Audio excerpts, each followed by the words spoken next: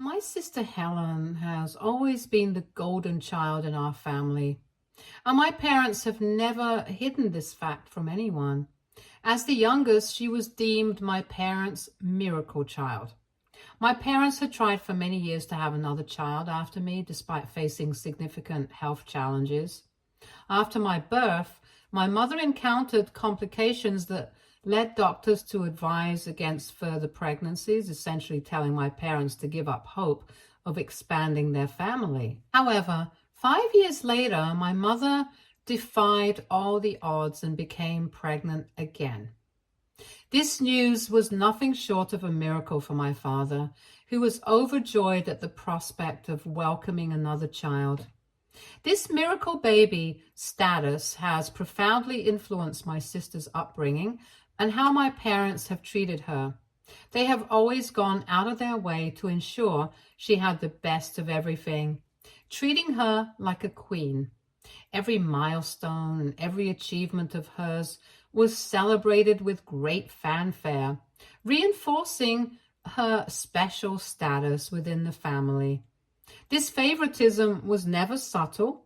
It was openly displayed and acknowledged, making it clear to everyone, including myself, that my sister held a unique and exalted position in our parents' hearts. Now, don't get me wrong, my parents provided for me as well, ensuring I had everything I needed. But the way they treated me often felt like an afterthought. Take school events, for instance. If both my sister and I had events on the same day, my parents would invariably choose to attend hers. They'd explain that she was the youngest and needed them more, as if my events and needs were somehow less important. There are countless childhood pictures of my sister, meticulously organized into albums that my parents cherish and hold on to until today. In contrast, they haven't even kept one album of me, claiming that my pictures were lost in a storm. I wish they could have at least saved a few pictures, because I would have liked to see the way I grew up as a baby. It's hard not to feel like an afterthought when my childhood existence wasn't preserved the same way as my sister's. Growing up, whenever my sister Helen had a problem, it was immediately addressed and resolved, no matter how trivial. But if I ever complained or needed something, my dad would dismiss me and call me spoiled. If I ever felt anxious to try new things or talk to new people, my mother would tell me how overdramatic I was and would scold me to be more confident like my sister. My parents' attitude towards me always made me feel like my concerns and feelings were secondary compared to my sister's. And then there was the blame game. If my sister ever did something wrong, I was also held responsible for her actions. According to my parents, as the oldest child, I should have taught her to be better. It didn't matter if I had nothing to do with her actions. The responsibility always fell on me simply because of my birth order. This constant, unjustified blame further solidified my role as the less favored child, constantly living in the shadow of my sister's pedestal. Helen didn't help the situation either. She knew exactly how to leverage her favorite child status to her advantage, often using it to get away with things or to one-up me during even the smallest disagreements. She would frequently force me to let her use my belongings or wear my clothes without my permission. If I ever dared to protest, she would run to our parents and complain, painting me as selfish and inconsiderate. Inevitably, I would be scolded for not sharing and made to feel like the bad guy in every situation. However, Helen's behavior was decidedly one-sided. She never allowed me to touch her things, always being very territorial about her possessions. For a long time, we shared a room, and she fiercely guarded her side and her belongings. Even after we moved into separate rooms, the dynamic didn't change. She maintained strict boundaries about her stuff. yet always expected me to be accommodating and generous with mine. This double standard was exhausting and demoralizing. Helen's ability to manipulate situations in her favor, combined with my parents' unwavering support of her, always left me feeling isolated and constantly undervalued. It seemed like no matter what I did, I was always in the wrong, while Helen could do no wrong in their eyes. As a result of my sisters' and my parents' actions, I fell into a deep depression. My self-confidence eroded and I developed serious self-image issues as a teenager. The anxiety was overwhelming, especially whenever Helen would pick a fight with me or mock me.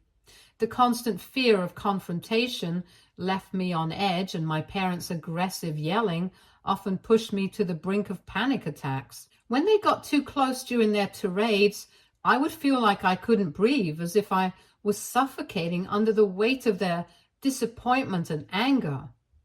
No one in my family seemed to notice or care about my struggles.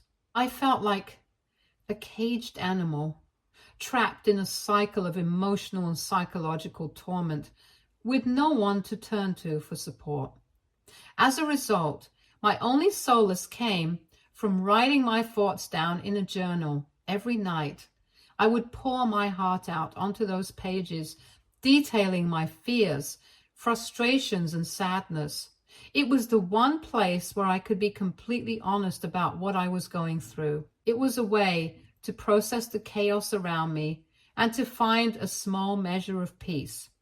I always kept the journal hidden under my bed, afraid that Helen might find it and mock me for my vulnerabilities. One day, my worst nightmares came true. Helen, who had a habit of snooping in my room, despite my repeated pleas for her to leave my space alone, found my journal while I was out. She must have read through its contents, violating the one sanctuary I had. When I came home that evening, I found my parents and Helen sitting in the living room, their faces unusually solemn. I thought maybe there had been a death in the family. Seeing their serious expressions, and I asked them if everything was okay. My dad asked me to sit down so they could talk to me. My heart started racing as I complied, an ominous feeling settling in my gut. Then my mother pulled my journal from behind her. My eyes widened in shock and disbelief as I demanded to know what she was doing with my journal.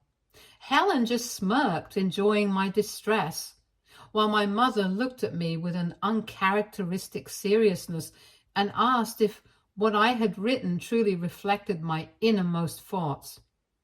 At that moment, I felt so utterly exposed and betrayed. The journal had been my only safe place, the one spot where I could express my pain and frustration without fear of judgment or ridicule. Now, my most private thoughts were laid bare before the very people who had driven me to write them. The gravity of the situation overwhelmed me, and I could feel a panic attack looming as I struggled to respond. I quietly replied that yes, it did reflect my thoughts and that they had no right to go through it. My dad shook his head and told me that if what I had written was true, then they had serious concerns about me. Confused, I looked at them as he continued, saying that after reading my journal, they felt like I was a psychopath who needed help because of the hate they believed I harbored towards them. I was completely taken aback. Nowhere in my entire journal had I ever mentioned anything hateful about my parents or my sister. I had simply documented the experiences and feelings that their actions had caused me over the years. Yet here they were, twisting my honest reflections into something sinister. My parents started blaming me for writing such dark things and even labeled me as a psychopath for maintaining a journal. My mother went on to tell me that she and my dad had never treated me this way, and that I was making up things in my head to fill up this journal. She said that I needed serious help before I harmed someone. Helen even chimed in, saying that after reading my journal, she felt embarrassed to call me her sister because my behavior was clearly not normal. I tried to argue back, insisting that I had done nothing wrong and that I hadn't written anything bad about them. I explained that the journal was simply about my life and that they had no right to judge me based on my personal reflections. But my family didn't care about my explanations.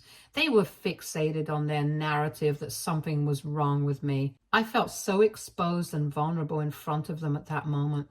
It was as if they had stripped away the last shred of my privacy and used it against me. My parents told me that they would be taking me to see a psychiatrist the very next day because I needed serious help before things turned south. Their words were laced with a mix of condescension and misplaced concern, making it clear that they saw me as the problem. I felt a crushing sense of betrayal and helplessness. It was as if they were determined to turn the situation around and make me the problem rather than acknowledging the hurt and damage they had inflicted. The betrayal cut deep, and their response further alienated me and reinforced the sense of isolation and helplessness I had long felt. When I started going to a psychiatrist, I initially felt really uncomfortable and guilty, as if I had genuinely done something wrong. I had bought into the idea that I was the issue in my family and I was embarrassed to share my feelings. My psychiatrist understood this hesitation and used my journal as a way to bridge the gap. She would read entries from it and ask me questions based on what I had written, which made me feel more comfortable and helped me open up. Expressing my thoughts had always been easier on paper than in real life, so the journal became a valuable tool in our sessions. Through it, she could see a clearer picture of what I was going through. As days and weeks passed, I grew more comfortable around her. I began to share more about my experiences and how I had been treated by my family all my life.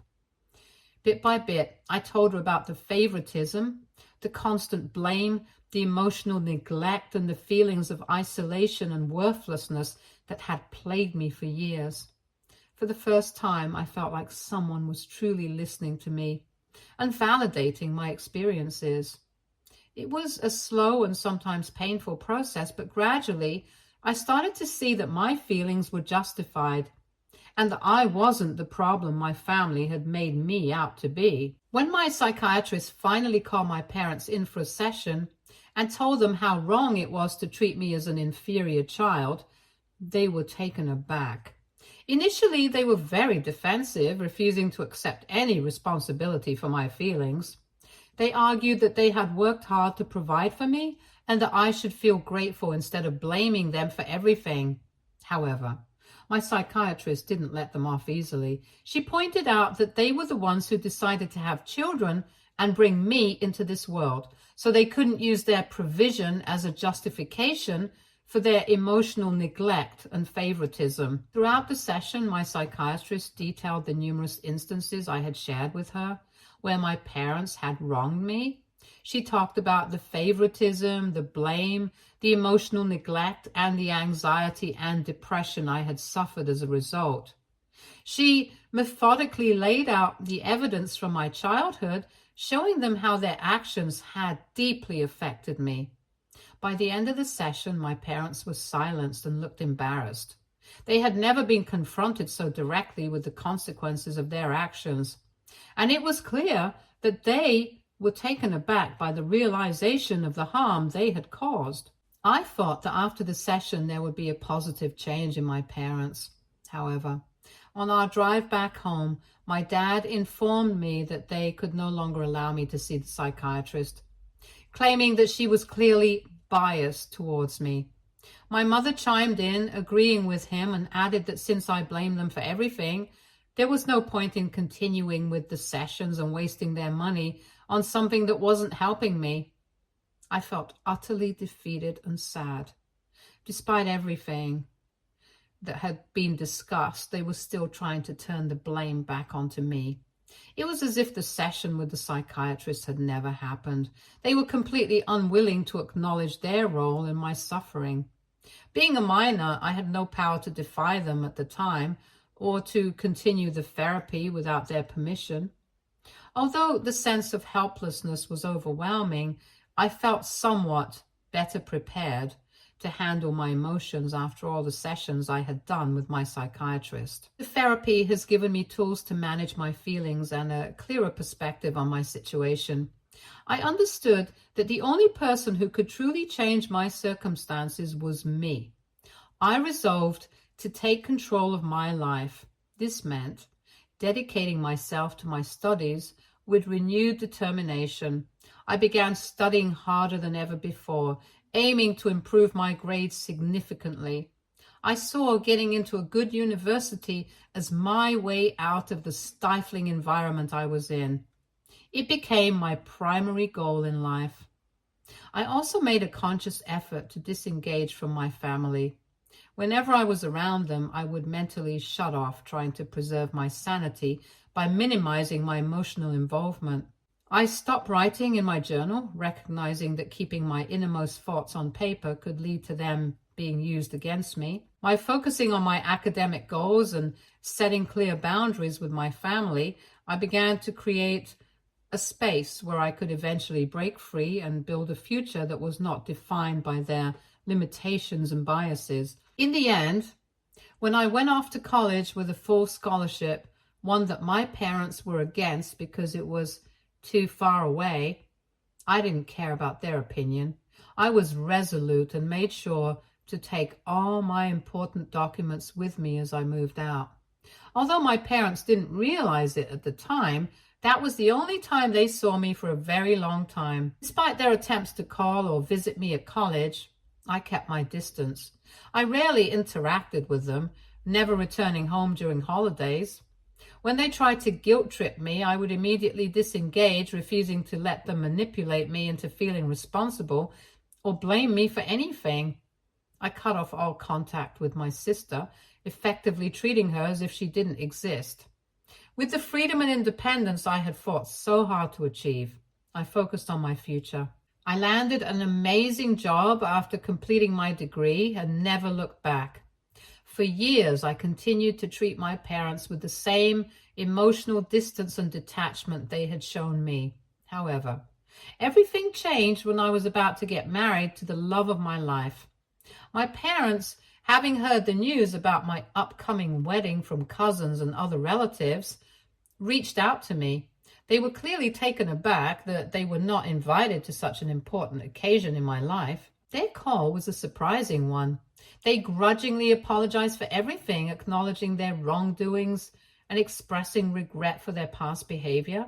They admitted that while they couldn't change the past, they wanted to create new memories with me. Given that I was about to start a family of my own, they implored me to forgive them and allow them to be a part of this new chapter in my life. Their apology was an unexpected development, and it forced me to confront a range of emotions. Since I was entering a new chapter in my life, I decided to let go of the grudge and invited my parents to my wedding. They also requested that my sister attend, but I firmly refused, and they didn't push the issue further. My parents had a wonderful time at the wedding, and looking back, I don't regret inviting them. They were genuinely happy for me and my husband, which made the decision feel right. Since then, I've made an effort to visit my parents' home from time to time for dinner, just to catch up. During these visits, I sometimes have to interact with my sister. She still tries to infuriate me with small, mean comments about my marriage or my family, but I make sure to address her behavior directly and put her back in her place. Helen's bitterness towards me has only intensified over time after she found out I have a better relationship with my in-laws than she has with her husband's family. Apparently, her in-laws still detest her and have never fully accepted her into their family. This is why she often makes subtle comments about my husband or my in-laws, trying to put them down. She uses these remarks as a way to express her frustration and dissatisfaction with her own circumstances. My husband has noticed this behavior on several occasions and has even asked her to stop, but Helen continues to make these hurtful comments regardless. 4 months ago, I found out that I was pregnant. My husband and I are absolutely overjoyed by the news. Given that he earns twice what I make, we decided together that it would be best for me to leave my job temporarily to focus on the pregnancy. This decision was supported wholeheartedly by my husband and my in-laws, who have been incredibly understanding and helpful throughout this process. When my sister found out that I had decided to leave my job to stay at home during my pregnancy, she was furious. Her anger stemmed from her own situation. Her husband never allowed her to be a stay-at-home parent because they relied on both their incomes to make ends meet. Unlike me, Helen never had the chance to relax or take a break during her pregnancy. Hence, whenever we met up, she voices her discontent towards me by criticizing my decision. She has called me foolish and has said it is humiliating to be a stay-at-home parent. Several times I have simply laughed off her remarks and explained to her that I could return to work whenever I wanted, thanks to my years of experience. However, Helen has tried to twist the situation by insisting that my husband is being controlling and that I should have never given up on my career. I find this ironic since it was my own choice to step away from work. I understand that her attempts to undermine my decision are clearly more about her own dissatisfaction in her life than any real critique of my choices. This is why I have tried to stay away from her as much as possible to maintain my own peace of mind and focus fully on enjoying my pregnancy. A week ago, my sister called me with an invitation to a dinner party she was hosting. She planned to have our entire family and her in-laws there, and she wanted both me and my husband to attend. Given that I hadn't been out much since my pregnancy, I saw this dinner party as a welcome distraction and a chance to socialize. I figured that with so many people around, my sister would likely focus less on me, which made me more inclined to attend. I agreed to go, but the evening didn't go as planned. My husband received some last-minute assignments that required him to work late into the evening. He was already stressed and kept apologizing profusely to me for not being able to leave his workplace on time. I understood that these things can happen, so I didn't hold it against him. When he finally came to pick me up, we were already quite late for the dinner party. Despite the delay, I decided not to cancel, believing it was better to go late than not at all. When we arrived at my sister's place, I quickly noticed that most of the guests had already finished their dinner and were engaged in casual conversation. Even my parents had left after dinner, since my dad doesn't feel comfortable driving late at night. My sister immediately scolded us for being late, and while I didn't blame her for being frustrated, I stepped in to apologize on behalf of my husband, who was visibly embarrassed by the situation. She directed my husband to a seat and got him a plate of food, which was a relief. But then she pulled me aside and took me into the kitchen. There, she revealed that since everyone had already had second or even third helpings, there was no food left for me. I was taken aback by this revelation, especially given that I was quite hungry and, being pregnant, felt even hungrier than usual. Despite my disappointment, I chose not to argue or complain about the situation. I understood that our lateness had caused this inconvenience, so I suggested to her that I could simply order something online. This way, I could still get something to eat without causing further disruption. She nodded and said she would order something for me, which was kind. But then she told me that since I had arrived so late and hadn't helped much during the evening, the least I could do now was clean up the dishes. I was taken aback by her request. I scoffed and told her that I hadn't expected to be asked to work for her simply because I was invited to the dinner party and happened to be late. I felt it was unreasonable to expect me to clean up her guests' plates just because of my tardiness. Her reaction was swift and angry. In a low, furious whisper, she retorted that as her sister, I should be helping her out, especially since she was the one who had done so much cooking the whole day. She pointed out that my mother had even helped her out by serving the guests during dinner, so I should make myself helpful too, since I was family. Helen emphasized that her husband never helped with the kitchen duties, so she needed my help. I argued back, pointing out that if Helen felt overwhelmed, she shouldn't have invited so many people. Her response was angry and dismissive. She told me I could never understand her situation and that the least I could do was keep my mouth shut and help her out. Then, in a cutting remark, she said that now that I was pregnant, I was nothing more than a pathetic waitress for my husband at home. So it wasn't a big deal if I helped her out too. Her harsh words took me by surprise and cut deep. I was already feeling hungry and emotionally vulnerable, and the weight of her comments made tears well up in my eyes. I didn't want to give Helen the satisfaction of seeing me upset, so I quickly ran into one of her bedrooms and shut the door behind me. I needed to find a space where I could collect myself. Once inside, I could feel my old panic attacks starting to resurface. The familiar sensation of not being able to breathe was overwhelming. I desperately hoped that my husband or anyone else wouldn't notice my distress or come after me.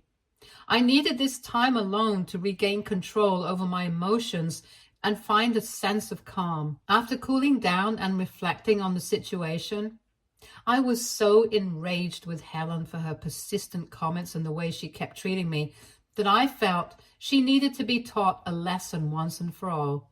I decided to take action against her. I started by locating all the photos I had taken of my old journals. When I had moved out of my parents' place, I had taken my journal with me, and over the years I had started to store images of the journal in my mail so I could never lose a record of it. And this is how I was able to find photos of my old diary entries which detailed all the humiliations and grievances I had endured at the hands of my sister years ago. That night, before my husband and I left, I made the decision to send all the photos to my brother-in-law, as he was the only one that my sister was afraid of. I knew my parents would simply scold her for the way she behaved with me, but she would never change. I wanted to make Helen experience a fraction of the humiliation she justifiably deserved at the hands of her husband. I wrote a detailed message to him explaining how Helen had been a significant bully in my life. In the message, I recounted how Helen had invited me to the dinner party only to make me clean up after her and the rest of the guests. I laid out how her resentment towards me seemed to stem because she was just jealous that I had a more considerate husband. My goal was to provide him with a clear picture of Helen's behavior and how it had affected me, hoping that this might lead to a better understanding or intervention from his side. As you can imagine, it led to a nasty fight between brother-in-law and Helen. Brother-in-law could not believe that she had been bullying me constantly for years and had even told our parents that he now sees Helen in a different light. My mother completely blames me for their fight as she feels I crossed the line by exposing my sister while my dad has chosen to be a bit more neutral. AITA for exposing my sister to her husband. For everyone asking, my husband is equally enraged with my sister after hearing what she said to me. During the party, he had no idea, but after I told him everything, he decided to call my sister to express his frustration and set her straight. I've never seen him this upset before, and I'm sure Helen must have been quite shaken by his reaction also. He has made it very clear to her that she should refrain from making any more comments about our family, especially given that she doesn't know the full story. Update 2. The reason my brother-in-law is so angry with Helen is because his own family has always perceived her as selfish and inconsiderate for all the years that they have been married. Helen has a pattern of blaming everyone but herself whenever there's a disagreement or conflict. For a long time, brother-in-law has been giving her the benefit of the doubt since he loves her. However, when I shared my journal entries with him, it was truly eye-opening for him. Although he had always noticed that Helen and I were not very close, he had never been aware of our complicated history. Helen had conveniently never told him the truth. This lack of transparency meant that he had only seen a surface level version of our relationship and was unaware of the depth of the issue that had existed between us. Hearing my side of the story finally filled in many gaps and significantly altered his understanding of my sister. It further proved how much his family was actually right about Helen. When brother-in-law reached out to me this week, he told me all of this. He also wanted to hear everything directly from my perspective. I was more than willing to talk, and we had an in-depth conversation over the phone. I recounted all the difficult experiences I endured as a child, emphasizing how my parents consistently favored my sister. I explained how my psychiatrist had tried to address these issues with my parents, but they never acknowledged their faults until I had almost cut them off after leaving for college. During our conversation, my brother-in-law also opened up about his own experiences with Helen. He shared how she sometimes treated him in a similar manner, but he had always attributed it to her being just herself. While he acknowledged his own flaws in their relationship, hearing how she had bullied me throughout the years and even as an adult was a revelation for him. It has really made him rethink their entire relationship. He's also afraid that Helen might be behaving this cruelly towards their child behind his back. Update 3. Clearing up some of your doubts here for the last time. First of all, my sister naturally held me responsible for everything and sent me several nasty messages after the party, until my husband decided to intervene and shut her up. Since then, she hasn't reached out or said a word to me. Secondly, my mother has been insistent that I apologize and tell my brother-in-law that I over-exaggerated the incidents from my childhood. I firmly refuse to do this, making it clear that if she continues to support my sister's stance, my husband and I will cut her off. My dad, however, understands why I acted as I did. Lastly, I don't know what decision brother-in-law will take regarding his relationship with Helen. At the end of the day, my only goal was to expose my sister and make her see that she couldn't just keep getting away by putting me down. I don't regret what I have done at all. Now it is completely up to brother-in-law to decide what's best for his future. Stay tuned for more stories from our girl relationships.